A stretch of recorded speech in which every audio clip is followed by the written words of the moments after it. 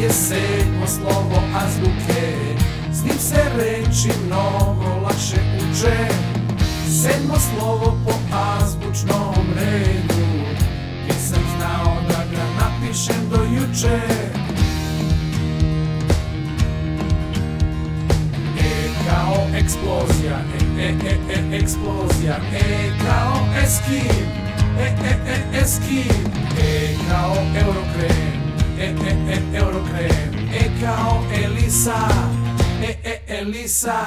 E kao eksem, eksem.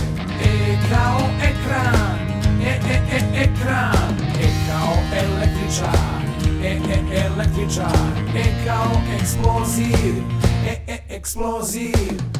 Slovo E je sedmo slovo azbuke, s njim se reči mnogo lakše uče.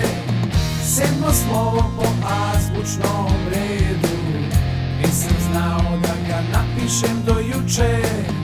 Nisam znao da ga napišem do juče. Slovo E.